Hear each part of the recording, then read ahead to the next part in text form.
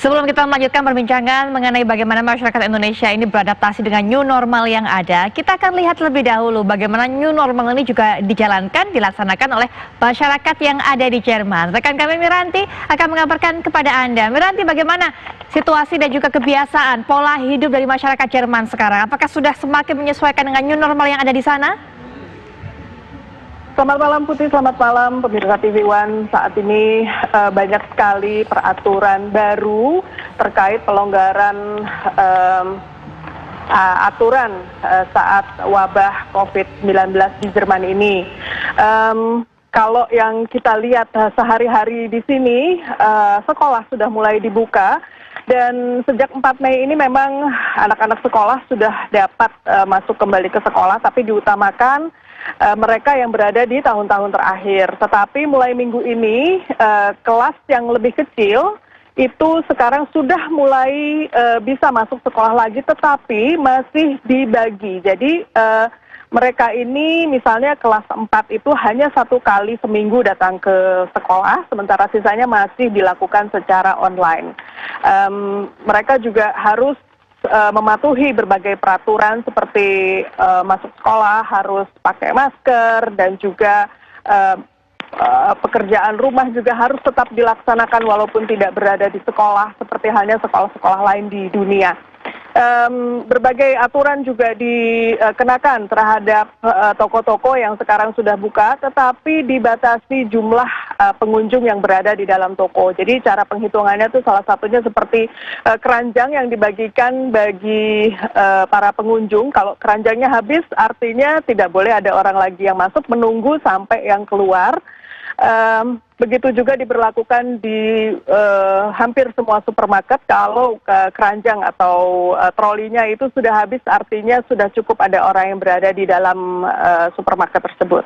Rumah-rumah ibadah juga sekarang sudah mulai dibuka, begitu pula dengan masjid-masjid seluruh Jerman sudah mulai dibuka, tetapi yang baru diizinkan untuk dilakukan di dalam masjid hanyalah sholat wajib berjamaah. Baik. Dan itu pun harus dibatasi orang yang berada di dalam masjid. Jadi sementara ini sholat Jumat dan sholat Idul Fitri belum dapat dilaksanakan di dalam masjid. Baik. Putih. Miranti, tadi kami juga mendapatkan gambar, ini ada beberapa kelompok masyarakat tentunya yang melakukan demo, kemudian melakukan gerakan, tidak mau menuruti aturan untuk bisa menjaga jarak. Sebenarnya apa yang terjadi di sana? Ya memang bukan pekan lalu, tapi pekan lalu yang sebelumnya memang terjadi demonstrasi di berbagai kota di Jerman, terutama kota-kota besar seperti Berlin, Frankfurt, Stuttgart, dan juga di kota Nuremberg, di tempat saya berdiri ini. Kelompok orang-orang ini dan juga pekan lalu ada sejumlah demonstrasi yang menyerukan bahwa mereka menolak untuk menggunakan masker karena mereka berpikiran bahwa tidak ada satupun orang di dunia ini yang bisa menyuruh mereka atau mewajibkan mereka menggunakan sesuatu di tubuh mereka.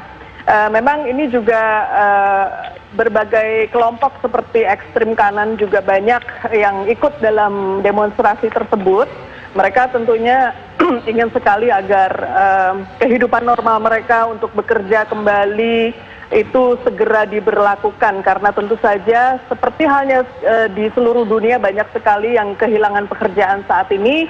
Kalau kita ketahui saat ini pertumbuhan ekonomi di Jerman turun sekitar 2,2% dan sudah diprediksikan bahwa bulan-bulan ke depan Jerman akan menghadapi resesi yang amat-amat besar.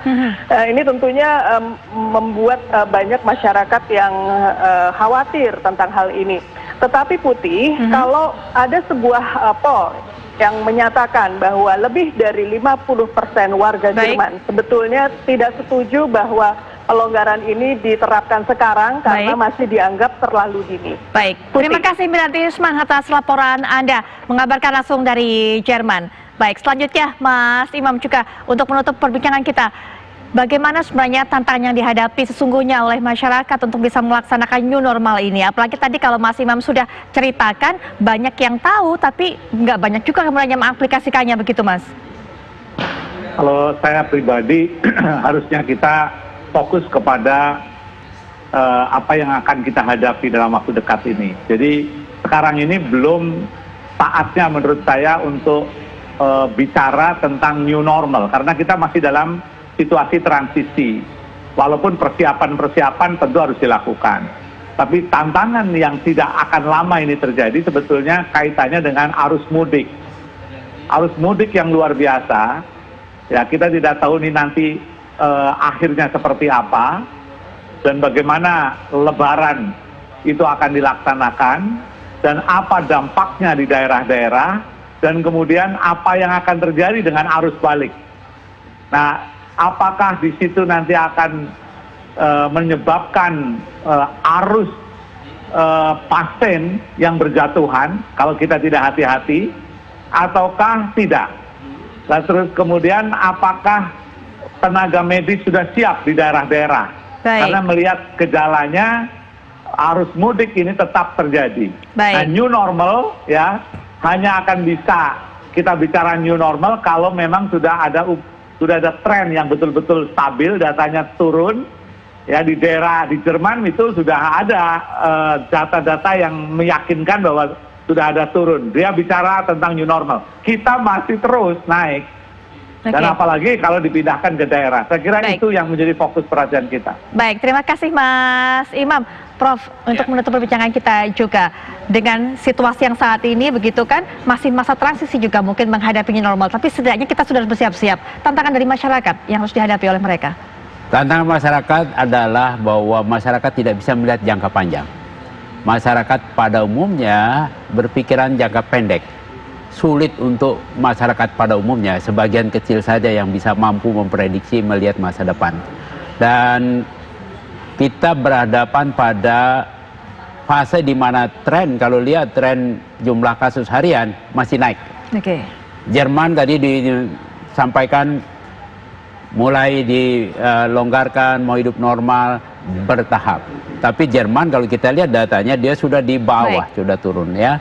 Jadi ini bagian yang menjadi tantangan besar kita. Masyarakat short-sighted, pandangan jangka pendek, sulit untuk bisa memprediksi new normal kayak apa. Disiplinnya menjelang lebaran kata Mas Imam bakal babak belur. Harus ada upaya yang terus-menerus lebih kencang lagi dari pemerintah, dari media seperti kita ini untuk menyadarkan mereka.